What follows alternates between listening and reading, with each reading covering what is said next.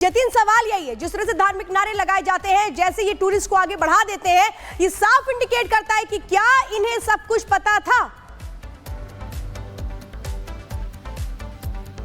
बिल्कुल देखिए, और वीडियो अपने आप में एक सबूत है। आप देख रहे हैं कि वो धार्मिक नारे जो है वो लगा रहा है और उसके बाद जिप लाइन के लिए जिस तरीके से वो पुश करता है, और वो जो गुजरात का रहने वाला जो टूरिस्ट था वो जब आगे जा रहा है, और नीचे आप देखिए कि तमाम जो लोग हैं वो भाग रहे हैं, कुछ लोग भागते भागते गिर भी रहे हैं। तो कहीं ना कहीं अभी जांच का विषय है कि जब आपको पता है कि नीचे इस तरीके से भगदड़ हो रही है और पीछे से फायरिंग की आवाज आ रही है, तो आपने टूरिस्ट को जिप लाइन पे क्यों भेजा? आप उसको वहीं रोक सकते थे। और यही सवाल है, इन्हीं सवालों के जवाबों को ढूंढने के लिए अब चाहे वो जम्मू कश्मीर पुलिस हो, ये भी जानकारी मिल रही है कि एनआईए की जो टीम है वो भी उस जिप लाइन ऑपरेटर से, जो ट्रेनर है, उससे पूछताछ कर रही है। उससे पूछ रही है कि जब आपको पता था तो आपने क्यों उसको आगे जाने दिया? आप ऊपर ऊंचाई पर थे तो आपने किस तरीके की मूवमेंट को देखा? आपने देखा कि क्या हथियार में लेकर जो लोग ग्राउंड में उतरे उनको आपने कब देखा? यह भी जानकारी ली जा रही है, क्योंकि जिप लाइनर बेहद ऊंचाई पर था तो उसने पेड़ पर बैठे लोगों को देख लिया था। अगर हाँ, तो किसी को जानकारी क्यों नहीं दी गई? ये तमाम ऐसे सवाल जवाब है जो कि लगातार उस जिप लाइनर से पूछे जा रहे हैं। हालांकि देखना होगा कि उसके जवाब किस तरीके से रहने वाले हैं, लेकिन वीडियो अपने आप में एक सिचुएशन को स्टैब्लिश करने के लिए काफी है कि वो धार्मिक स्लोगन जो है वो बोल रहा है, पीछे से गोलियों की आवाज आ रही है, उसके बावजूद वो एक टूरिस्ट को पुश कर देता है। वो जिप लाइन करता हुआ नीचे जा रहा है। जैसे जैसे वो नजदीक पहुंच रहा है तो नीचे लोग भागते हुए नजर आ रहे हैं, लोग चिल्ला रहे हैं। आप उस वीडियो को अगर आप देखेंगे तो जिस तरह से ये जो जिप लाइन ऑपरेटर है ये बिल्कुल परेशान नहीं हुआ, ये वहां पर धार्मिक नारे लगा रहा था और ये कहीं से भी ऐसा नहीं इसको देखकर लग रहा था कि ये देख रहा है कि अचानक यहाँ पर क्या हो गया। जो लोग रोज टूरिस्ट आते हैं, जिनके अचानक क्या हुआ। और इस वक्त बड़ी खबर आपको बता दें, जांच एजेंसियों के हाथ लगे हैं डिजिटल फुटप्रिंट, जिनके आधार पर इन्वेस्टिगेशन की जा रही है। बिल्कुल, जांच एजेंसियों के हाथ कई सबूत लगे हैं और सोशल मीडिया प्लेटफॉर्म पर ये जिहादी एक्टिव थे, इस बात का पता चला है। और सोशल मीडिया के जरिए किस तरह से एक्टिवनेस इन्होंने दिखाई। सिग्नल पर एक्टिव था 146 मेंबर्स का ग्रुप, यानी कि ये लोग आपस में बातचीत कर रहे थे, सारी इंफॉर्मेशन एक दूसरे को शेयर कर रहे थे। तो जो और जतिन हमारे साथ लगातार बने हुए हैं। जतिन, कुछ और जानकारियां आ रही है, यहां पर एक दो नहीं बल्कि 150 से अधिक लोग बात कर रहे थे इस समय घटना घटी।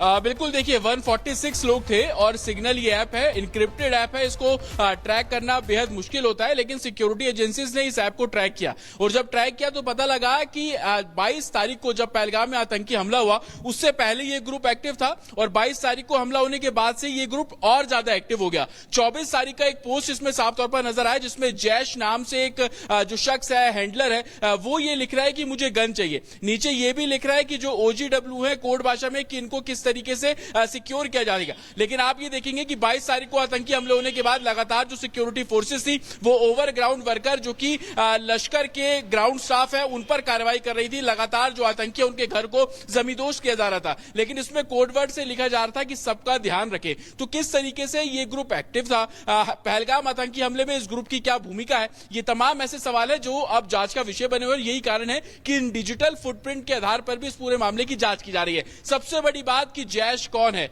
उसका आप उस पोस्ट को देखेंगे तो उसके ऊपर उसने 2 पोस्ट डिलीट भी किए। जो डिलीट किए हैं कि उन पोस्ट में क्या कुछ लिखा था, ये तमाम ऐसे सवाल जवाब है। और आप जब इस पोस्ट को थोड़ा और आगे देखेंगे तो 22 तारीख को जो आतंकी हमला हुआ उसमें जो वीडियोस थी आतंकियों की वो भी पोस्ट की गई, और कहीं ना कहीं इसको कसूरवार एक मिसलीडिंग फैक्ट के तौर पर दिखाने की कोशिश भी की गई। कश्मीर घाटी को किस तरीके से सुलगाया जाए, ये इस ऐप के जरिए, इस चैट के जरिए लोगों को गुमराह करने की कोशिश थी। लेकिन 146 लोग, ये जानकारी मिल रही है कि ये जो ऐप ऑपरेट की जा रही थी, जो लोग ज्यादातर मैसेज कर रहे थे वो पाकिस्तान ऑक्यूपाइड कश्मीर में बैठे हुए थे, और वहीं पर बैठकर इस ऐप में तमाम जो वीडियो फोटोज पोस्ट कर रहे थे, अपने हैंडलर से बात कर रहे थे, कोड वर्ड का इस्तेमाल कर रहे थे, साइन लैंग्वेज के जरिए अपने हैंडलर तक मैसेज पहुंचाने की जो बात है संभवतः वो की जा रही थी। ये भी जानकारी मिल रही है कि 146 में से ज्यादातर पाकिस्तानी है, 146 में से ज्यादातर की लोकेशन POK रावलकोट और उसके आगे के जो पहाड़ी इलाके हैं वहां पर ट्रेस की जा रही है। और यही कारण है कि कल भी जब एनआईए की टीम इन्वेस्टिगेट कर रही थी,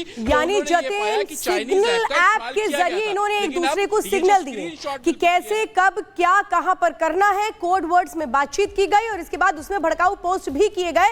यानी सब पूरा जो खेल हुआ है वो सिग्नल ऐप के थ्रू हुआ है।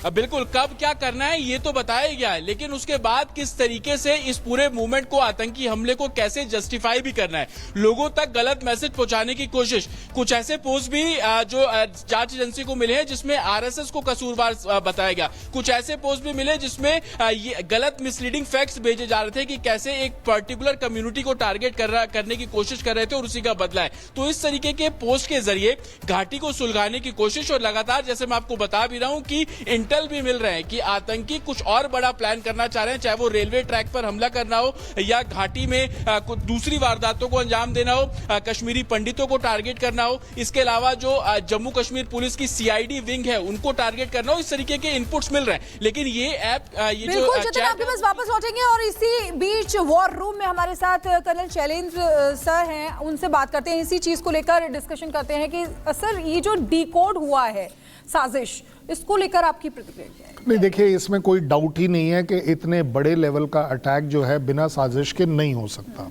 और मैं ये भी एक जिम्मेदारी से बात करूंगा कि ये लोकल अपने आप नहीं कर पाएगा, उसको काफ़ी कुछ टैक्टिकल चाहिए, उसको काफ़ी कोई गाइडेंस चाहिए, उसको ये जो वेपन सिस्टम्स जो इसमें M4 हथियार ऐसे कोई हर नुक्कड़ पे थोड़ी ना मिल रहे हैं। हाँ।